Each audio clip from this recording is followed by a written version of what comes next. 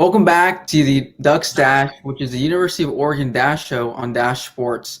I'm Izzy LaRue. Here with me is Michael Strite. Michael, let's get into everything Ducks football. So let's just start off on the bad points of this performance, even though they're 2-0.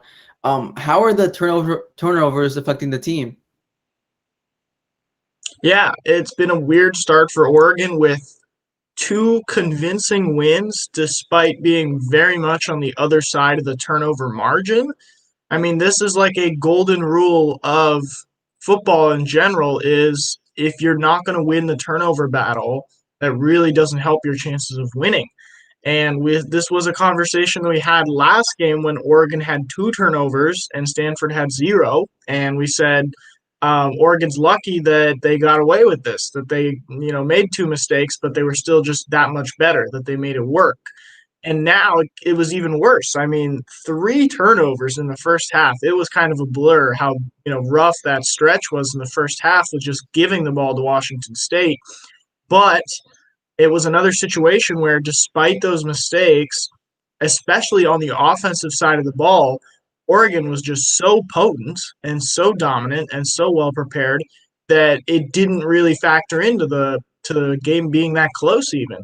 But I'm not sure what to make of it because I'm not sure if it was just a couple bad games or if this is going to be a year-long turnover problem for Oregon. Because if you look specifically at those three turnovers from the first half in the Washington State game, where for those that don't know, Oregon came out on top with a great second half.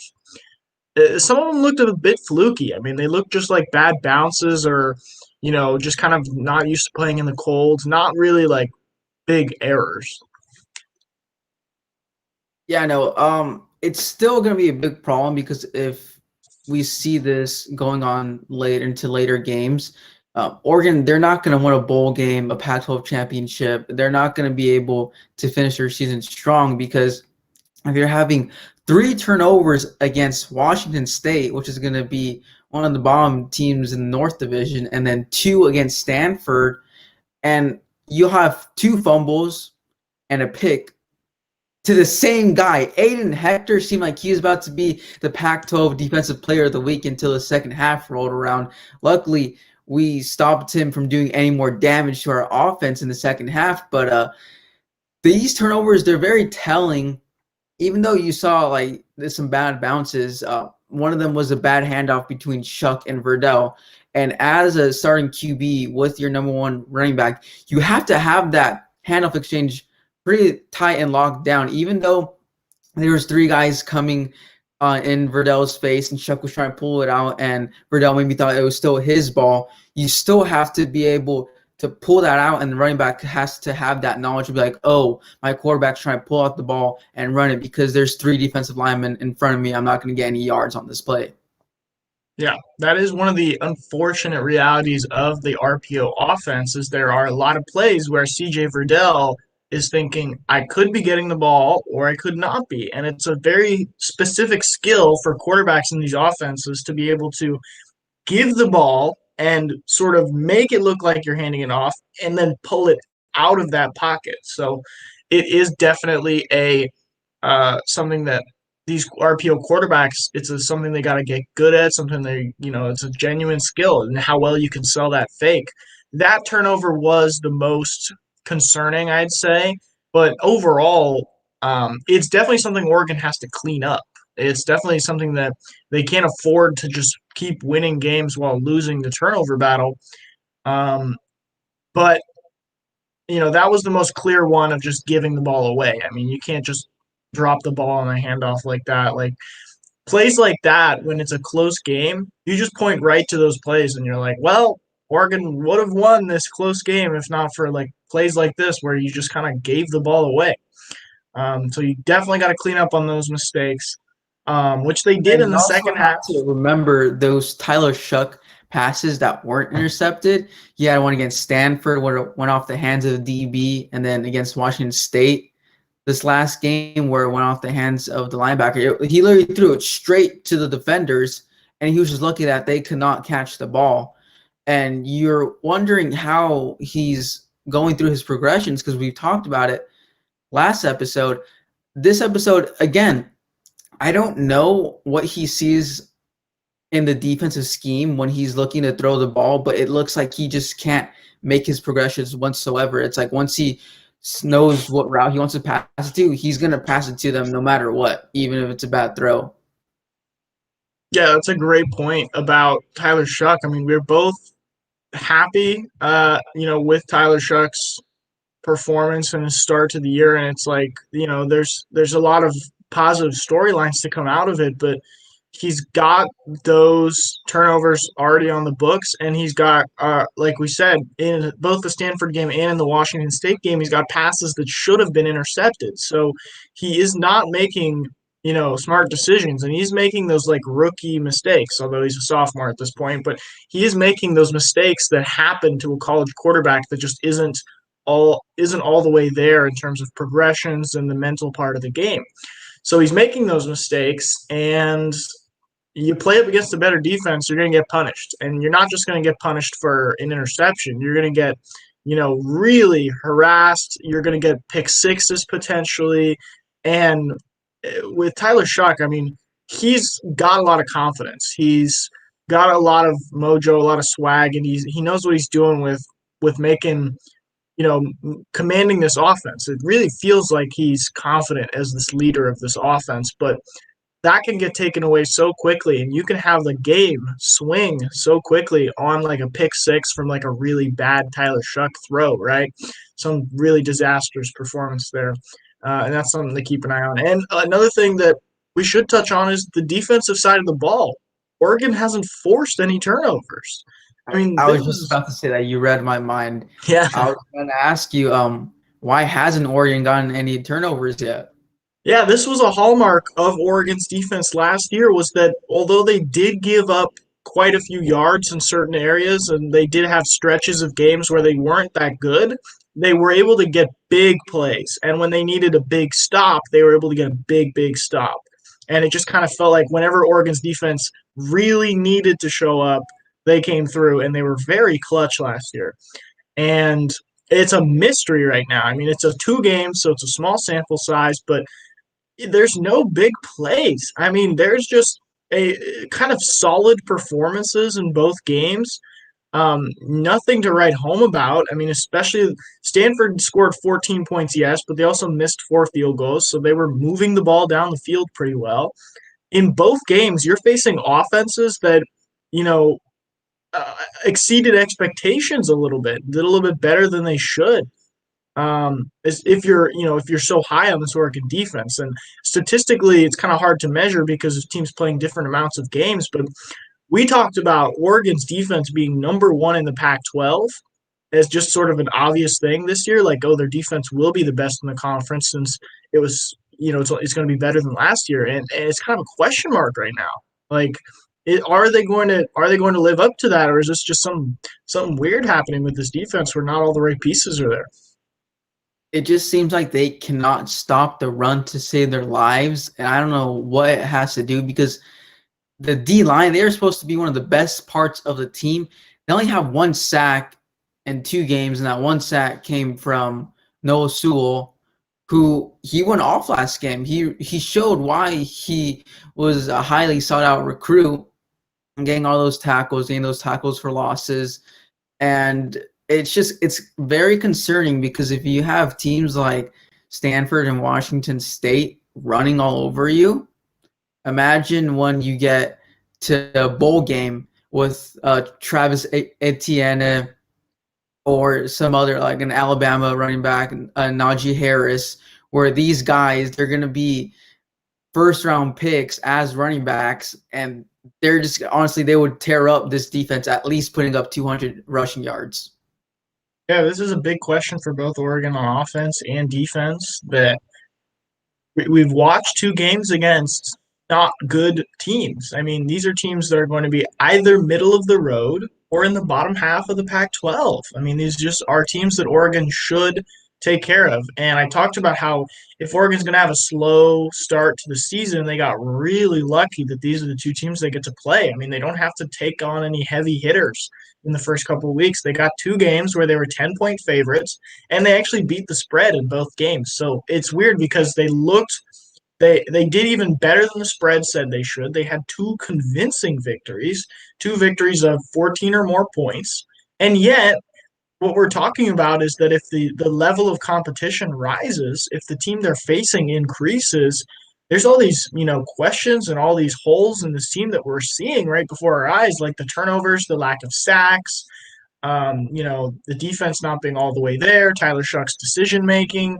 We're seeing all these red flags, and we're saying, okay, once the games get real and you're facing some top teams, even a USC top 25 team, it's a little scary. It's a little bit, it doesn't feel like they're all the way there yet. But that doesn't take away from one thing that is true. And before we jump into the next topic, is I do want to flex that I think one of the biggest themes for Oregon this year is going to be that they are better in the second half.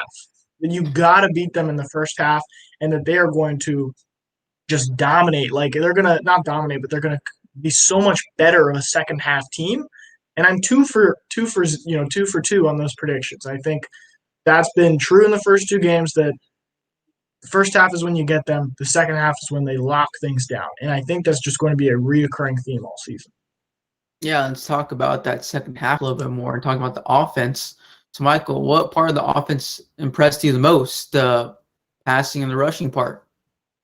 Yeah, Izzy, this is something I texted you right after the game because it really blew me away. And Oregon, so look at them offensively. They had three turnovers, and yet they still put up, what was it, 43 points. So they scored six touchdowns. They were moving the ball every chance they got. Outside of the three turnovers, they were probably pushing that into the 50 range for points, right?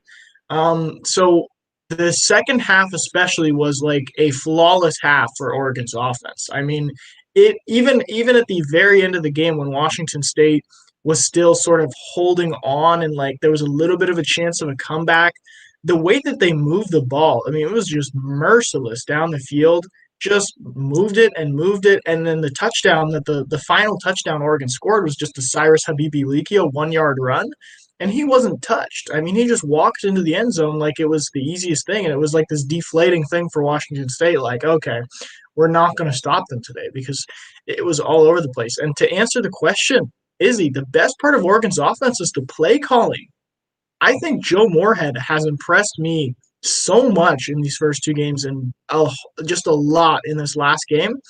Every time Oregon had a big play, I was sitting back in my chair going, whoa, that was a great play. Like, that was such a well-designed play. That was a great call.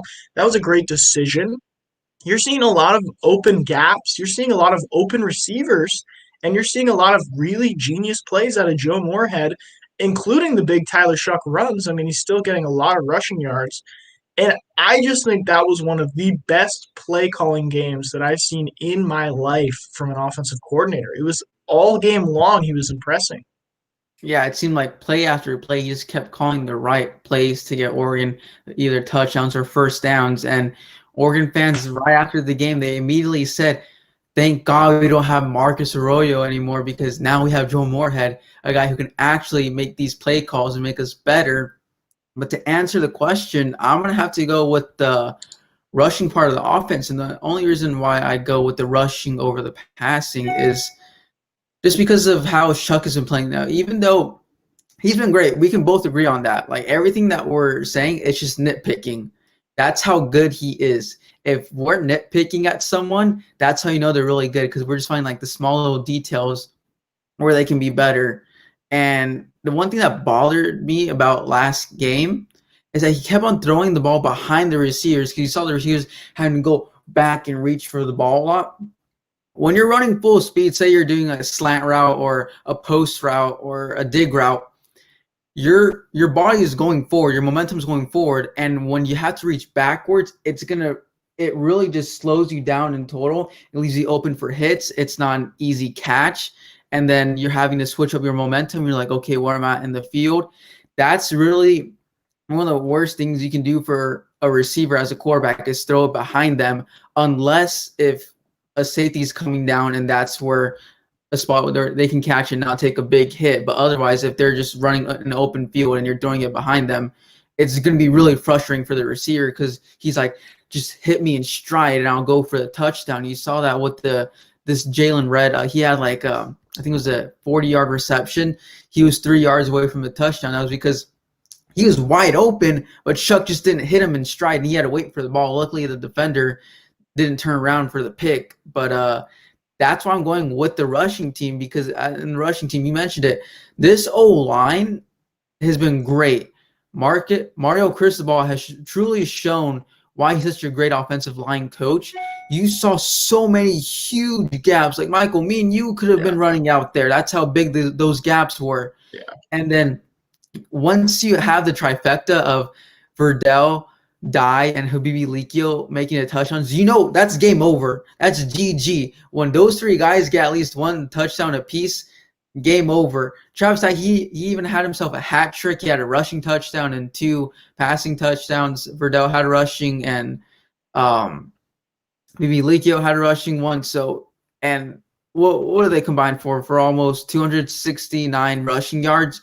They were insane. Even though last year alone, CJ Verdell had 275 rushing yards, he still did really good this game. Seems like he has Washington State's number.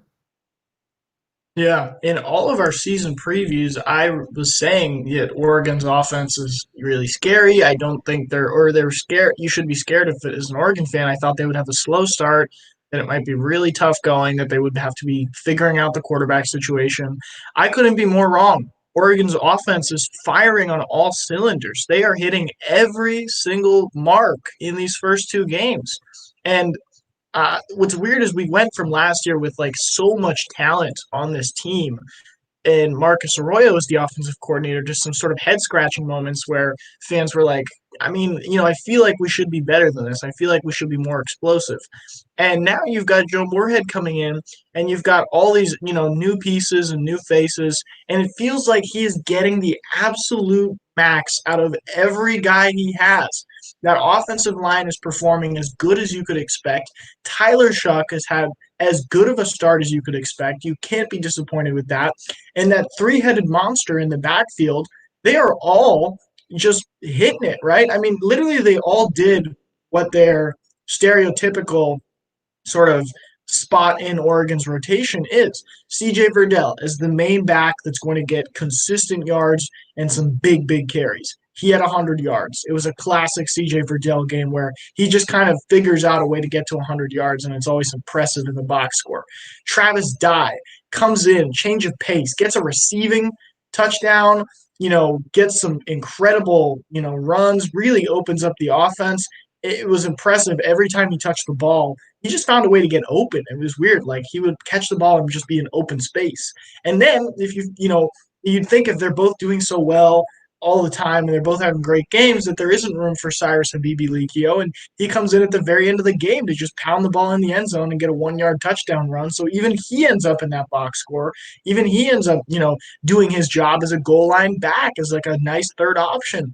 And then if you have this 3-headed monster, you can mix in Tyler Shuck, who is just running the ball so well. I mean, it is eye-opening. Every time he takes off downfield, picks up those first downs, is really cutting teams up. One thing that Tyler Shuck, I guess, has to improve on is being able to run around in the pocket and still make a throw. Because this is something that young quarterbacks always struggle with, is that once they decide to run, that's what they're doing. And what you see elite quarterbacks, and if you watch any Marcus Mariota highlight reel, what he's doing is running around in the pocket, and he could have some big yardage runs, but he could also just evade some defenders and then stop and make a big throw. And I don't see Tyler Shuck doing that at all right now. I think Tyler, if his progressions aren't open, he's not going to wait for something to happen. He's just going to take off. But it is so interesting to see how well he's fitting with Joe Moorhead and what Joe Moorhead wants to do, and what a incredible threat he is just running the ball and getting big yardage. I mean, this is a couple games now where I think he has over 80 rushing yards. I'm not sure on that though. Yeah, he had over 80 both games, and yeah, you mentioned it.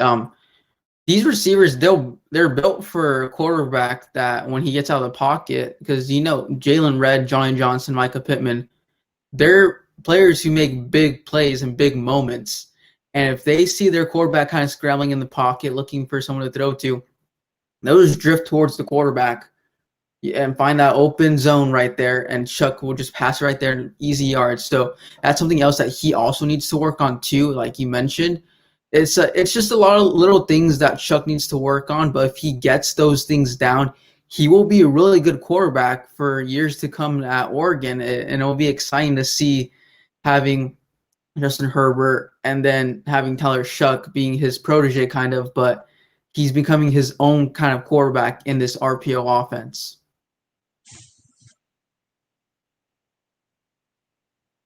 But let's go to the next topic, or the last topic of the day, and let's head on over to the UCLA game. I know they were playing today, but we play them this Saturday. So, Michael, tell me what you think the Ducks will do against UCLA this week.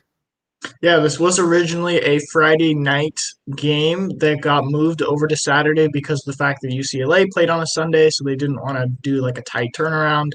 I don't remember exactly, but I think that Friday night game was supposed to be an ABC game, which sucks because if it was, then if it's Chris Fowler and Herb Street, or if it's something else, it's obviously exciting for the nice broadcast teams and stuff out there.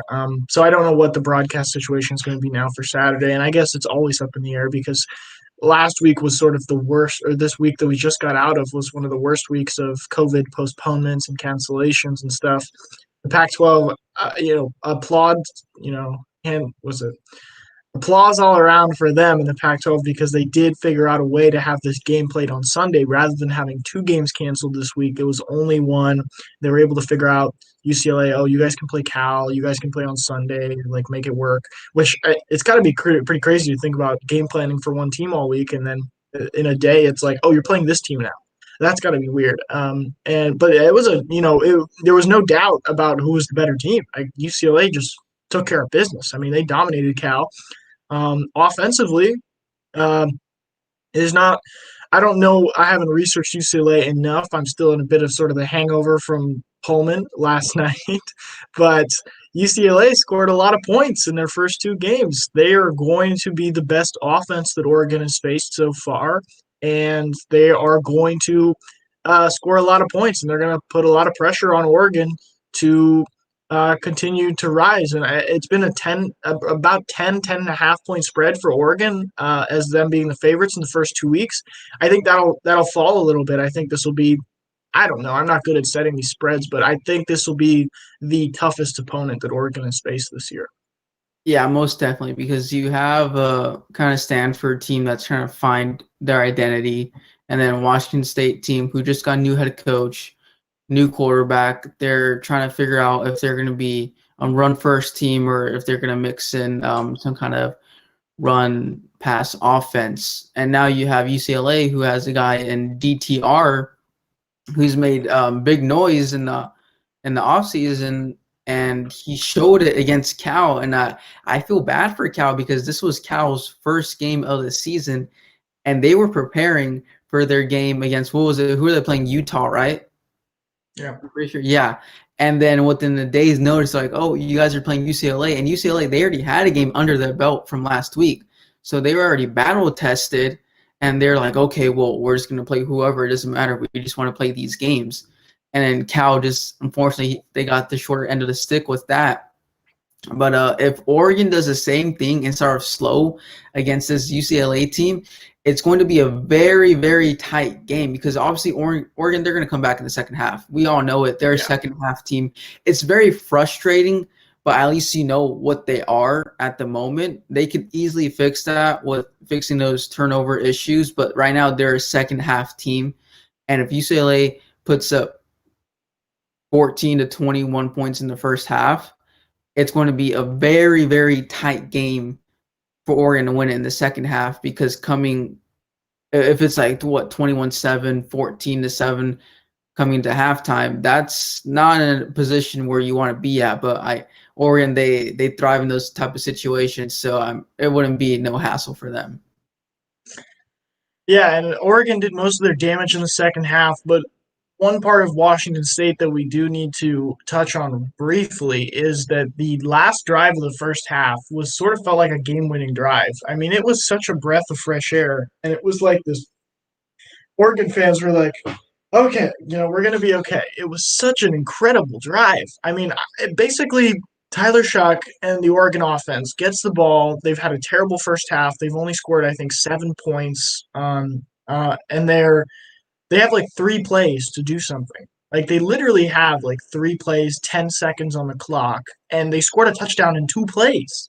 I mean, that was insane. That was really incredible, and that was the a huge, huge moment in that Oregon Washington State game. UCLA. I don't know how many weeks I'm going to have to say this, but if you start slow, if you lose the turnover battle, you're going to put yourself in a situation where the game comes down to the wire. And if Oregon continues to, if the defensive line continues to sort of not be great, and if they lose the turnover battle again, especially if they lose by 2 or more, right? If it's 2 or 3 turnovers over the course of the game without forcing any, then of course I'm going to expect this game to be close. I would have expected the last 2 games to be close, and Oregon was just that much better, right? They've got so much talent that they muscled their way through. This is going to be a close game unless Oregon plays a much, much cleaner style of football. And if it's a close game, then you start talking about coming down to like Camden Lewis, right? And Camden Lewis making some big field goals for the win, which Camden Lewis is 0 for 2 on field goals this year. I mean, it is a really painful thing to watch him try and figure that out because he was bad at the beginning of last year, and you can't deny that he's had a bad, bad start to this year. Yeah, not only does he have to do better, but the defense too. I want to see this defense at least get 2 sacks. I want to finally see Kayvon Thibodeau sack. I know we almost saw it a couple times against Washington State, but this defensive line, they have to get pressure on this UCLA quarterback because they can get in his face, make him uncomfortable in the pocket, make him try to run outside.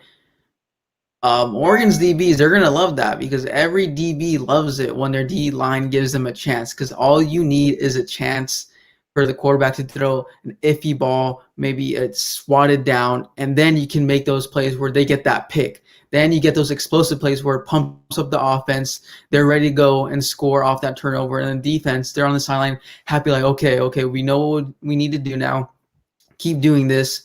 We're going to be all in their faces again. And then next time they come back on the field, same story. D-line pressure in their face, DBs making plays, linebackers getting the tackles. That's what Oregon's defense needs to do. Yeah, what was also concerning about this lack of sacks, I mean, there's one in those first 2 games for Oregon's defense, and it's from a linebacker, it's not even from the defensive line, is that they're in charge, they're in the lead by multiple touchdowns in these games. So you know that the other team, Stanford, Washington State, that they're having to pass the ball. You know that they're passing. They're down by 14 points. They're trying to come back, right? This is like that is a defensive lineman's dream situation when you come out on the field and you're like, they have to pass the ball, so I know that I can just attack and get this aggressive pass rush going and get this sack, right? And it's still not happening. I mean, it'd be one thing if, there was some rushing attack and there was a lot going on and there was sort of like a close game. But for Oregon to be winning in the fashion they do, it feels like this is exactly what the defense wants, to just sort of squeeze the life out of the other team with these crushing sacks and these big plays on defense, but none of that is happening. And I don't know. I think it will come back. I think we'll see defense start to get some sacks, like you said, a couple, some turnovers. You'll see that, but it's not there right now, and it's really weird. Yeah, we will end it off right there. Thank you for everyone who joined us today. Make sure to check out our exclusive content at sportspac12.com where Dash Sports hosts write weekly columns. And thank you for joining us once again. And make sure to follow us at Dash Sports TV on Instagram, Twitter, TikTok, and Facebook. And also check out our website at dashsports.tv and make sure to catch our weekly shows Sundays at 1 p.m. and also crossover shows on Fridays.